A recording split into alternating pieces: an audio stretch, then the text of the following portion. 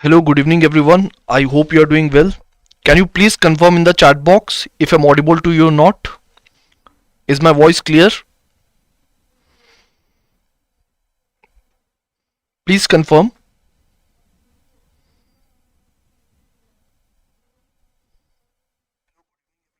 Yes, so it's fine. So without wasting any time, let us begin with today's session. So hello everyone, welcome to another session of Perspective 360 degree where we do current affair based answer writing practice in a detailed and structured manner. And if you are an aspirant preparing for exams like RBI, NABARD, IRDAI, etc., then this initiative is definitely going to help you with answer writing practice for the descriptive paper of phase 2. So let us begin with the discussion, and as you would be knowing that the topic that we are going to discuss today is unified pension scheme, and this topic was very recently is news. If you talk about the context with respect to this topic, then you can see that there were multiple news articles because very recently this scheme has been launched by the government. Though the scheme will be started from next year only, it will be come into effect from 1st April 2025. So this is the date from which the scheme is officially going into come into effect, but it has been notified by the government. Fine, which is basically the unified pension scheme. And in this session we are going to understand that how this unified pension scheme is going to be very effective as far as the government employees are concerned. And in order to understand that, we are also going to compare this unified pension scheme with the previous pension models, which are the old pension scheme and the new pension scheme. First we are going to talk about OPS, then NPS, and after that the UPS. So this is how we are going to proceed with the flow of the lecture, and I hope the agenda is pretty much clear to you. Now if we talk about the syllabus relevance of this topic, then this topic pensions has been mentioned very precisely as a part of your syllabus, and that is the reason that you must cover this topic. Fine, I hope it is clear to you. Now this is the blueprint that you need to follow while writing your answer in the comment box and also in the examination, where you will divide your answer into introduction, body and conclusion. And as I say in all my classes, that introduction should be around 10 to 12% of total word limit, and the same rule applies to the conclusion also.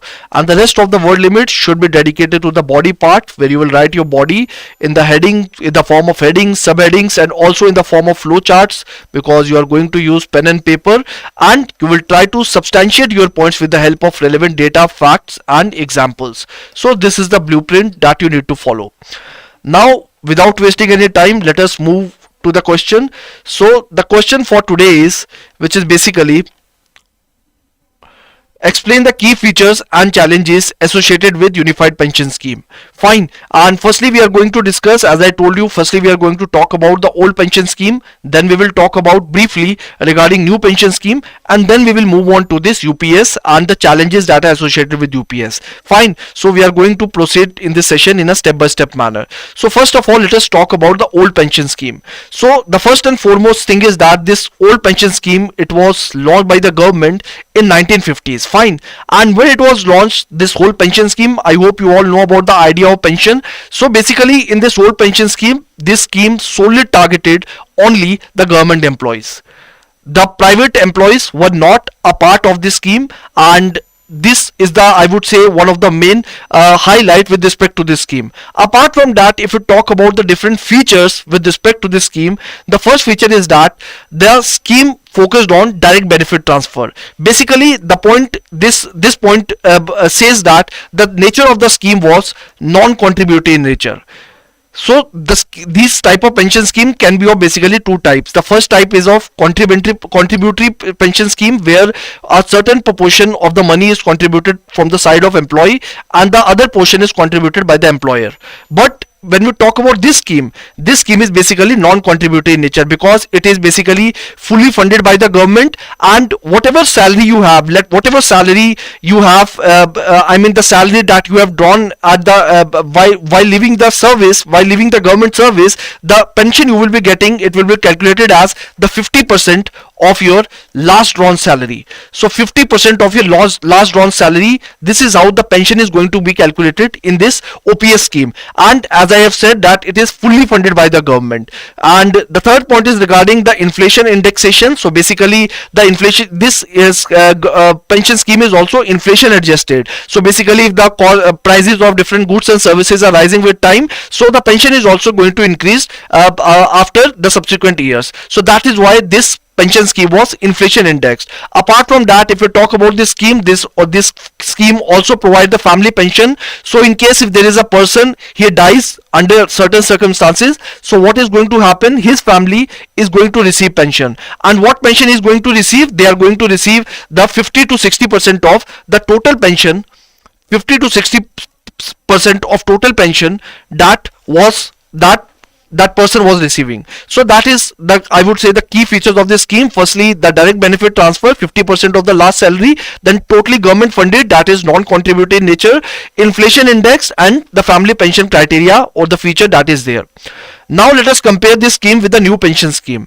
Now this new pension scheme was launched in order to address the drawbacks that were associated with the old pension scheme. If we talk about the old pension scheme, I have told you that this old pension scheme was fully funded by the government. Then don't you think that it is going to increase the fiscal burden of the government? The answer is yes.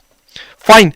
It increased the fiscal burden of the government, and in order to solve this problem, the government launched this new pension scheme. Fine. Apart from that, another major drawback that was there with respect to old pension scheme was that this scheme was only targeting the government employees. Fine. So it was only targeting the government employees, but what about the private employees? What about the private citizens? So that was not something that was covered as a part of this old pension scheme. So keeping this in mind, these two drawbacks, what the government did, government launched the old pension scheme.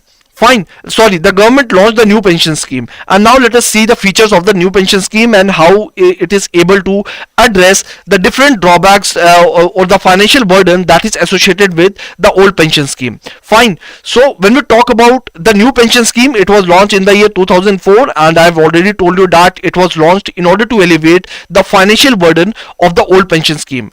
Now if we talk about the new pension scheme, now one of the differentiating feature of the new pension scheme is that it is contributory in nature. Contributory in nature basically means that in this new pension scheme, both the employer as well as the employee, they contribute with respect to this scheme premium. Fine. Whatever deposits you are doing as a part of this scheme, both employer and the employee are going to pay a part of it. Fine. Apart from that, the second point that differentiates it with respect to the old pension scheme is that this scheme is market linked in nature.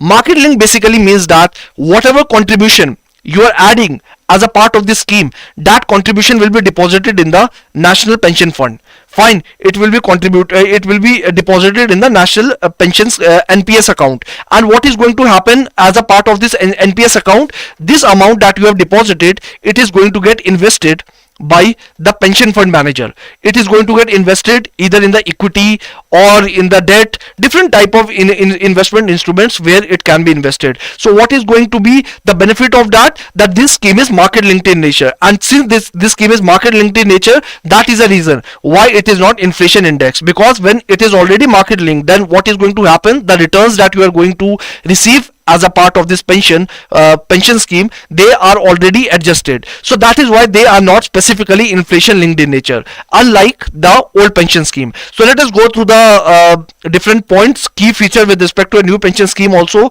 So the first point is that it has a defined contribution structure. So defined contribution structure basically means that both employee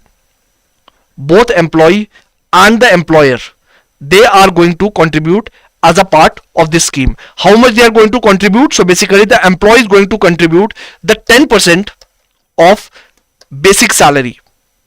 The 10% of basic salary. Whereas if you talk about the employee, fine. So there can be, if you talk about the employer, so basically there can be two type of employer. The first type can be the government employer, and the second type can be the private employer. Fine. Because as I told you that this scheme targets both government employees as well as the private citizens. So you can see the third point, how it is different from this old pension scheme. So when we talk about the government employer, when we talk about the government contributes up to 14% of the basic salary. Whereas when we talk about the private employer, it is going to contribute up to 10% of the basic salary. Fine. So this is something, the contribution of this employer and the employee with respect to a national pension scheme. And whatever fund is collected, what it is done, it is invested in the market linked instruments. It is invested in the market linked instruments by the pension fund manager, and the returns are received to the investors, to the employee, after certain years. Fine. So this is the idea regarding the first point. So it has a proper defined contributory structure. Whereas if you talk about the old pension scheme, what it was totally non-contributory in nature. The second point is that market linked returns. I have already explained you that. What do you mean by this market linked returns? The third is the annuity purchase on retirement. So basically it means that at retirement, the NPS subscribers, they must use at least 40% of the accumulated corpus to purchase annuity. So whatever their corpus is, whatever fund has been accumulated as a with the help of their contribution, what is going to happen? For example, let us say the total fund is just for the sake of example 1 crore rupees. So what is going to happen if the total fund is 1 crore rupees? Then out of this 1 crore rupees, at least 40% of the fund have to be purchased as the annuity, and the rest of the remaining 60%, remaining 60%, what this NPS subscriber can do, they can use this money, they can withdraw this money as the lump sum amount. Fine, they can withdraw this money as the lump sum amount. Whereas the other 40%, what is going to happen with that? This 40% will be paid to this person in the form of installments through the pension. So that is the idea. Fine. So it mandates that at least 40% must be used to buy an annuity. That is 40% will be used in order to pay the pension on a monthly basis, whereas rest of the 60% is based on the lump sum amount. Fine. And this lump sum amount, that 60% is there, this is also tax free in nature. So you can see that tax incentive that it provides, that is provided as a part of this national pension scheme, that was not there as a part of old pension scheme. So you can say that this is another benefit with respect to that.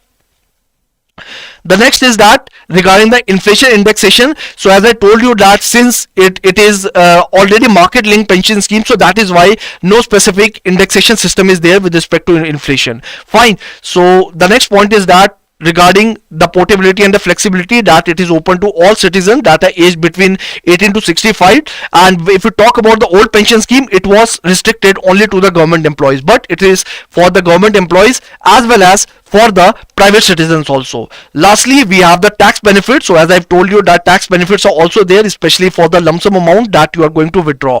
Fine, the 60% lump sum amount that you are going to withdraw. So tax deduction benefits are there under the section 86, section 80C and section 80 CCD of the Income Tax Act. So I hope the difference between old and the new pension scheme is clear to you. Now let us move on to the next part, which is basically the main part of the question, that is regarding the unified pension scheme. And now let us see how this unified pension scheme is different from the old pension scheme and the new pension scheme. Fine. So let us first talk about the introduction part, that what can be the introduction with respect to this question. So you can write like the unified pension scheme introduced by the Indian government aims to create a comprehensive pension structure primarily for central government employees. Fine. So the first and the foremost thing is that if you talk about the unified pension scheme, it is for the central government employees only. That is the first thing. It is not for the private citizens. So it is for the central government employees only. Now if the state government wants to follow the same scheme, they can also do that, but they will have to pass a separate legislation with respect to that. So that depends on the state to state. And by the way, for your kind information, Maharashtra is the first state that had decided to opt for this UPS scheme for its state employees. Fine. Maharashtra is the first state that has opted for this UPS scheme that is going to come into effect on 1st of April 2025. Fine. So but primarily when we talk about the UPS, it is for the central government employee only. Fine. Now another important point that you can write, that on the recommendation of which committee this scheme was launched. So basically it was launched on the recommendation of TV Somanathan committee that was formed in the 2023, and this committee gave different recommendations based on which we decided the different characteristics of this UPS scheme. Fine. So this is something very briefly you can write this introduction as a part of your answer. Now let us move on to the first part of the body, which is basically the features of this unified pension scheme. So the first feature with respect to this unified pension scheme is that this unified pension scheme offers the guaranteed pension. What do you mean by guaranteed pension? Basically there are two type of things with respect to the guaranteed pension. The first thing is that those type of people who have at least 25 years service, who have at least 25 years service in the central government, under the central government. So what is going to happen? They are going to receive a guaranteed pension. They are going to receive a guaranteed pension. And what is going to be that guaranteed pension? Basically it is going to be 50% of average basic salary of that employee. Fine. So that is the first thing. That is why we are saying that this UPS promotes the guaranteed pension. So at least if there is an employee who has served in a government organization for 25 years, then he is going to receive the guaranteed pension. And what it is going to be? It is going to be the 50% of the average basic salary of the employee. Fine. Now the next thing is that those employees who have served at least 10 years. At least 10 years. When I say at least 10 years, it means basically from 10 years to 24 years. Fine. From 10 years to 24 years. So minimum 10 years and maximum 24 years. So what they are going to receive? They are going to receive something called minimum pension. So another important point that you need to remember, which is nothing but the minimum pension. It means any employee who is a government servant, who is a government employee, and if he has served for 10 years, so he is going to receive this minimum pension. What is the minimum pension? This is nothing but it is rupees 10,000 per month. 10,000 per month. Fine. So this is the minimum pension that the person is going to receive for at least 10 years, and that is something that is guaranteed as a part of this unified pension scheme. So let us just go through the slides. So the employee with at least 25 years of service will receive a guaranteed pension of 50% of their average basic salary from last 12 months before retirement. Fine. Then the second point is regarding minimum pension, that for those with service between 10 to 25 years, the pension will be proportionally reduced, but a minimum pension of rupees 10,000 per month is assured for retirees with at least 10 years of service. Fine. So that is the idea that is promoted as a part of this guaranteed pension feature. Now the next feature is regarding the family pension. Now this also focuses on the family pension. So basically it says that if under any circumstances the pensioner passes away, so what is going to happen? The family members, they are going to receive the 60% of the total pension amount. So whatever pension he was receiving, the 60% of the amount will be given to the family as a part of the family pension. Fine. So this is also a very important point, and this assures that this continued financial support for the family will provide a significant benefit to the dependents, which are basically if he has the parents or if he has the children, they are going to get benefit through that. The next point is regarding the inflation indexation. So this also has the provision of this inflation indexation, because when we talk about this UPS scheme, so it is not market linked. Unlike the new pension scheme, which was market linked in nature, it is not market linked. So it is inflation. It has this feature of inflation indexation, and with which index it is connected to. Basically, it is based on the consumer price index for industrial workers. If you have read this chapter of inflation, you must be aware about this type of CPI. So different type of CPIs are there, and it is based on the CPI IW. Fine. And this is going to apply to guaranteed pension, family pension, and minimum pension. All three type of pension will be inflation index in nature, and I have already told you that what do you mean by this inflation indexation. Fine. Now the next is regarding the lump sum payment. So the lump sum payment feature is that at retirements, the employees will also receive a lump sum payment calculated as 1/10 of their monthly salary for every 6 months of their completed service. Fine. So let me explain you with the help of an example. Let us say, so this point is saying that how much lump sum payment he is going to receive. The lump sum payment is going to be the 1/10 of the monthly salary. Fine. Monthly salary. And what is the monthly salary? What does the monthly salary include? It includes both basic salary as well as the dearness allowance that he is receiving. Fine. For every 6 months of the completed service. So let us take an example. Let us say there is an employee whose salary is rupees 60 per month. Fine. So if his salary is rupees 60 per month. Fine. No, not 60, sorry, but 60,000. Fine. If his salary is rupees 60,000 per month.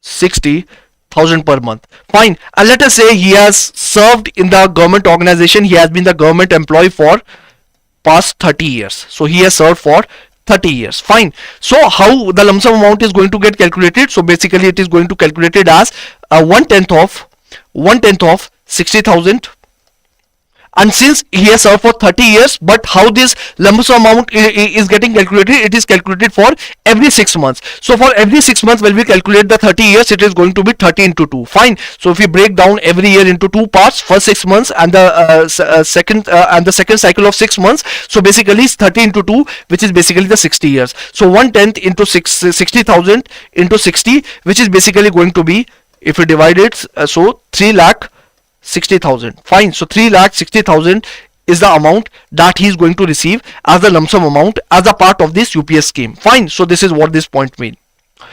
So now the next point is regarding the government contribution. As I told you that this UPS pension is also contributory based, and the thing is that this contributory nature of the UPI is that the government is contributing 18.5% of the employee salary. So the next is the conclusion part. You can write a short conclusion that the UPS aims to combine the best aspects of both the OPS and the NPS systems and reintroduce an assured minimum pension. Further, UPS aims to improve the financial security and quality of life for government employees and their families. So this is something that you can add as a part of your conclusion, and this is the question, the answer of which you have to write in the comment box within 200 words, 20 markers. So don't explain NPS, OPS, all such type of things. Those things I have covered just for the sake of comparison. You just have to write the features of the UPS and the challenges associated with it, and if the word limit permits, very briefly you can write 1 to 2 points as a part of the way forward. So this is the approach that you can follow. Fine. And do write the answers. Very few students are writing the answer. Yesterday only 2 answers were there, so please keep writing answers so that we can evaluate it and your answer writing practice can become more efficient. Fine. So these are regarding EduTap blog, where you can find different articles with respect to different competitive exams. So that is it from my side, and thank you so much and all the best.